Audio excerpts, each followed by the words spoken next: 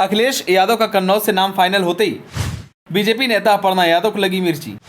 अपर्णा यादव ने अखिलेश यादव के कन्नौज से चुनाव लड़ने पर बोला जोरदार हमला।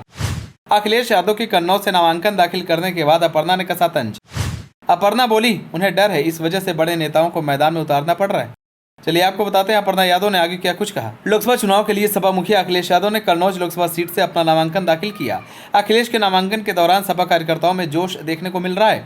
वहीं अखिलेश यादव के नामांकन दाखिल करने के बाद मुलायम सिंह की छोटी बहू अपर्णा यादव ने एक बयान दिया। अपर्णा यादव ने अखिलेश यादव और इंडिया गठबंधन पर तंज कसा। अपर्णा यादव ने कहा कि प्रधानमंत्री नरेंद्र मोदी की डर की वजह से बड़े नेताओं को मैदान में उतरना पड़ रहा है। इसी के साथ अपर्णा यादव ने आगे कहा कि जो लोग भाजपा को पूर्ण बहुमत से जिताने का मन बना चुके हैं वो जिताएंगे। जहां तक समाजवादी पार्टी और इंडिया गठबंधन की बात है तो इनके बड़े नेताओं ने अब चुनावी मैदान में उतरने का फैसला कर लिया है, क्योंकि उन्हें पीएम मोदी से डर है, इसलिए वे अपने बड़े नेताओं को मैदान में उतार रहे हैं। नेताजी ने बहुत सारी सीटों को सुरक्षित बनाया, लेकिन उन सीटों पर भी भाजपा ने अपनी मेहनत से कमल खिलाया। इंडिया गठबंधन के लोगों ने तय किया है कि पीएम मोदी का मुकाबला करने के लिए इनके शीर्ष नेतृत्व को उतारना पड़ेगा। अपर्णा यादव ने आगे कहा कि नरेंद्र मोदी तीसरी बार प्रधानमंत्री बनेंगे, कोई भी मैदान में उतर जाए, भाजपा अपनी पूर्ण बहुमत की सरकार बनाएगी। आपको बता दें कि जब से अखिलेश यादव के कन्नौज से चुनाव लड़ने की चर्चा हुई थी, तभी से बीजेपी खेमे में हलचल तेज हो गई थी और बीजेपी की तरफ से लगातार बयानबाजी भी देखने को मिल रही थी। आपको बता दें कि जब से अपर्णा यादव बीजेपी में शामिल हुई हैं, तब से ही उन्हें पार्टी की ओर से कोई बड़ी जिम्मेदारी नहीं दी गई है। वहीं इस बार के लोकसभा चुनाव में अपर्णा यादव सिर्फ बीजेपी के लिए चुनावी प्रचार करती दिखाई दे रही है।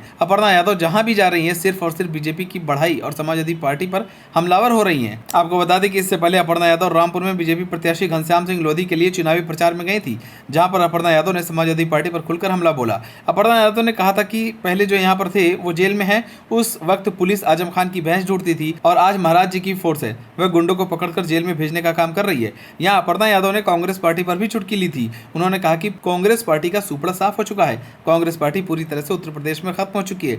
इसी के साथ ही अपर्णा यादव ने आगे कहा कि वो भारतीय जनता पार्टी के सांसद और प्रत्याशी घनश्याम सिंह लोधी के समर्थन में रामपुर पहुंची है। पूर्ण बहुमत की सरकार बन रही है, सभी लोग हमारा साथ दें। अपर्णा यादव ने आगे कहा कि मैं बस इतना कहना चाहूंगी कि जो संविधान के रचयिता है, जब समाजवादी पार्टी के प्रत्याशी ने उनका सम्मान नहीं किया, जिनका सभी धर्म के लोग सम्मान आदर करते हैं, तो वह आपका और किसी और का क्या सम्मान करेंगे? वह सांसद बनने के लायक नहीं है। वहीं कांग्रेस नेता राहुल गांधी प्रियंका गांधी वायनाड से रैली निकाल रहे हैं। इस सवाल पर अपर्णा यादव ने आगे कहा कि कांग्रेस का सुपड़ा साफ हो चुका है, यूपी में कांग्रेस पार्टी पूरी तरीके से खत्म हो चुकी है। अपर्णा यादव ने कहा कि मैं एक बात और बोलना चाहती हूं कि पहले यहां पर जो व्यक्ति थे बार बार कहते थे कि मुलायम सिंह जी से, मैं उनका नाम नहीं लूंगी क्योंकि सब जानते हैं कि वो जेल में है और क्यों है जेल में ये भी सबको पता है। पहले यहाँ जो मेरे फोर्स के भाई और बहनें थे, पहले फोर्स को किस काम में लगाया जाता था?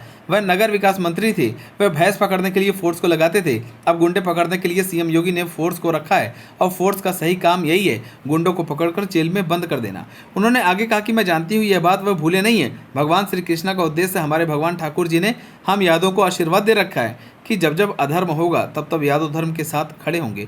वहीं जनसभा को संबोधित करने के बाद अपर्णा यादव ने मीडिया से बात की। वहीं जब मीडिया ने अपर्णा यादव से सवाल पूछा कि आपने नाम लिया नगर विकास मंत्री आजम खान साहब का, उस पर आप क्या कहेंगी? इस पर अपर्णा यादव ने आगे कहा कि मैंने ऑलरेडी अपने संबोधन में उनके लिए बात कह दी है। जिस तरीके की उनकी समस्त चीजें सामने आई है, चाहे यूनिवर्सिटी घोटाला हो, चाहे भैंसों को पकड़वाने के लिए फोर्स का मिसयूज हो, इस तरीके का काम उन्होंने किया है। लेकिन एक बार बीजेपी की सरकार बनने जा रही है, पीएम मोदी तीसरी बार प्रधानमंत्री बनने जा रहे हैं। आपको बता दें कि अपर्णा यादव ने यूपी विधानसभा चुनाव 2022 से पहले अखिलेश यादव से बगावत करके बीजेपी का दामन थाम लिया था। इसके बाद से उन्हें अब तक बीजेपी में कोई बड़ी जिम्मेदारी नहीं मिली है। विधानसभा में किसी सीट से प्रत्याशी बनाए जाने का अनुमान भी धरा का धरा रह गया और उन्हें चुनाव नहीं लड़ाया गया। हालांकि इस बारे में सवाल पूछे जाने पर अपर्णा अक्सर यही कहती रही है कि वह पार्टी के संगठन के लिए काम कर रही है और पार्टी उनके लिए जरूर कुछ न कुछ सोच रही होगी। वहीं पिछले साल उन्होंने बीजेपी के शीर्ष नेताओं से दिल्ली में भी मुलाकात की थी। उनके लोकसभा चुनाव लड़ने की चर्चा थी, लेकिन अभी तक पार्टी की तरफ से कोई खास संकेत नहीं मिला है। वहीं बीजेपी ने राज्यसभा में अपने उम्मीदवारों के नामों का ऐलान किया तो उसमें भी अपर्णा यादव का नाम शामिल नहीं था और इस बार के लोकसभा चुनाव में भी अपर्णा यादव का बीजेपी दूर दूर तक कोई जिक्र नहीं कर रही है। फिर भी अपर्णा यादव अपनी तरफ से पूरी कोशिश करने में लगी हुई है। आपको बता दें कि जब से अखिलेश यादव का कन्नौज से चुनाव लड़ने को लेकर चर्चा हुई है, तब से ही बीजेपी लगातार समाजवादी पार्टी पर हमलावर होती नजर आ रही है। वहीं अब अपर्णा यादव भी खुलकर समाजवादी पार्टी पर हमला बोल रही है। बहरहाल जब तक चुनाव नहीं हो जाते तब तक ऐसे ही वार पलटवार देखने को मिलते रहेंगे। आप सभी को क्या लगता है, कन्नौज से इस बार किसकी जीत होगी, सपा या बीजेपी? हमें कमेंट कर जरूर बताएं। अगर आप नए हैं तो हमारे चैनल को सब्सक्राइब करें।